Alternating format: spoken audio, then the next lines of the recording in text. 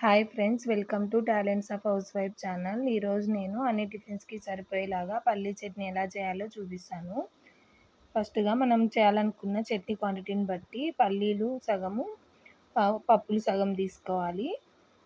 నేను ఫస్ట్ పల్లీలు వేసుకొని కొద్దిగా ఆయిల్ వేసి వేయించుకున్నాను. ఆయిల్లో వేయించడం వల్ల టేస్ట్ బాగుంటుంది.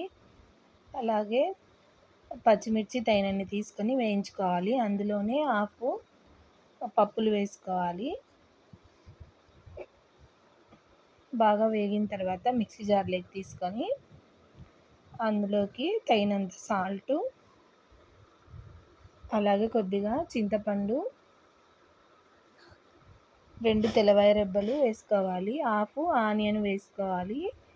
కొద్దిగా పచ్చి కొబ్బరి కానీ ఎండు కొబ్బరి కానీ వేసుకోవాలి. ఇప్పుడు మిక్సీ పట్టుకొని వాటర్ యాడ్ చేసుకుంటూ మిక్సీ పట్టుకోవాలి. కొద్దిగా కొత్తిమీర క్లీన్ చేసి వేసుకోవాలి. కొత్తిమీర వేయడం వల్ల టేస్ట్ బాగుంటుంది, చూడడానికి కలరు బాగుంటుంది. కొత్తిమీర వేసిన తర్వాత ఎక్కువ పేస్ట్ లాగా కాకుండా అక్కడక్కడ కొత్తిమీర కనపడేలాగా మిక్సీ పట్టుకోవాలి.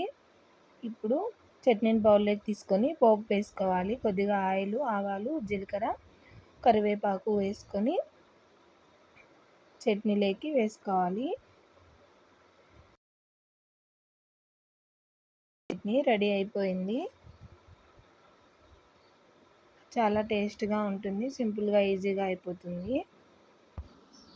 ఏదైనా మనం చేయాలనుకున్న క్వాంటిటీని బట్టే ఇవన్నీ తీసుకోవాలండి, అప్పుడే టేస్ట్ బాగుంటుంది.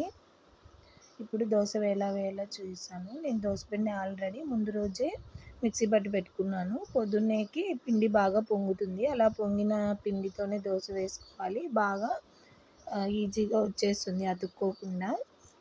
చూడండి, నేను ఓలుగు పెనం మీద వేస్తాను. నాన్ స్టిక్ పెనము వాడనండి అసలు. ఈ ఓలుగు పెనం మీద వేస్తే మన పాతకాలం దోశ పెనాల మీద ఎలా వేస్తే ఉంటుందో దోశ అలాగే వస్తుంది, అసలు అతుక్కోదు.